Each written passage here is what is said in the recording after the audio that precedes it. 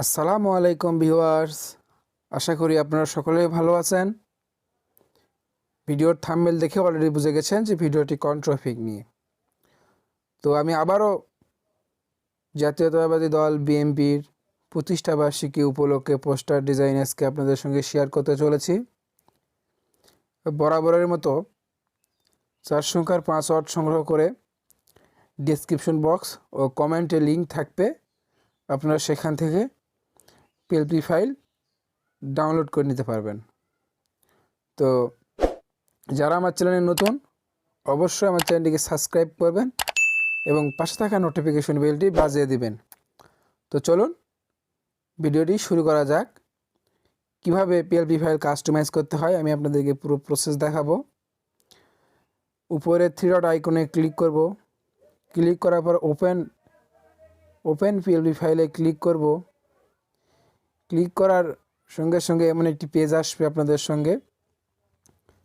Dot পিএলপিতে click করার সঙ্গে সঙ্গে আপনারা যদি সঠিক নিয়মে যদি পিএলপি ফাইলটি ডাউনলোড করে থাকেন, তাহলে নিচের দিকে স্ক্রল করে সেই পিএলপি ফাইলটি আপনারা পাবেন। তো আমি এখান থেকে আপনাদেরকে দেখাচ্ছি ভিউয়ার্স, দেখুন আমি আপনাদেরকে এখান থেকে পিএলপি ফাইল দেখাচ্ছি। এই তো দেখুন, ওপেন অ্যান্ড অ্যাডে ক্লিক করব। ক্লিক করার পর ওকে। বাংলাদেশ জাতীয়তাবাদী দল বিএনপির 44তম প্রতিষ্ঠা বার্ষিকী পিএলপি ফাইল। আপনারা চাইলে এই পোস্টারটি বা পিএলপি ফাইলটি ডাউনলোড করতে পারেন।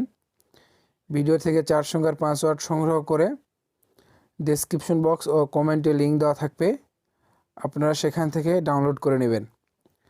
তো কিভাবে কাস্টমাইজ করতে হয় দেখুন, আমি উপরে 3 ডট আইকনে ক্লিক করব। ক্লিক করে এখান থেকে যদি কোনো লেখা বা কোনো কিছু যদি চেঞ্জ করতে চান, তাহলে আনলক করে দিবেন। আনলক করে দিয়ে আপনারা সব কিছু চেঞ্জ করে নিতে পারবেন। আমি আপনাদেরকে দেখাবো নাম এবং ছবি। প্রথমে আমি আপনাদেরকে ছবি চেঞ্জ করে দেখাবো। ছবি চেঞ্জ করার জন্য আপনাদেরকে ব্যাকগ্রাউন্ড চেঞ্জ করা একটি ফটো লাগবে। আর কীভাবে ব্যাকগ্রাউন্ড চেঞ্জ করতে হয় সেই প্রসেসটি যদি না থাকে, ডেসক্রিপশন বক্সে লিঙ্ক দেওয়া থাকবে, আপনারা সেখান থেকে দেখে নেবেন যে কীভাবে ব্যাকগ্রাউন্ড চেঞ্জ করতে হয়। তো চলুন একটা ছবি নিয়ে আসবো। ছবি নিয়ে আসার জন্য উপরে প্লাস আইকনে ক্লিক করব। ফ্রম গ্যালারি এখান থেকে আমরা একটি ব্যাকগ্রাউন্ড চেঞ্জ করা একটি ফটো নিয়ে আসবো আপনাদের বোঝানোর উদ্দেশ্যে ভিউয়ার্স। আর যারা আমার চ্যানেলে নতুন, অবশ্যই আমার চ্যানেলটিকে সাবস্ক্রাইব করবেন এবং পাশে থাকা নোটিফিকেশন বেলটি বাজিয়ে দিবেন। তো আমি একটি ব্যাকগ্রাউন্ড চেঞ্জ করা একটি ফটো নিয়ে আসলাম।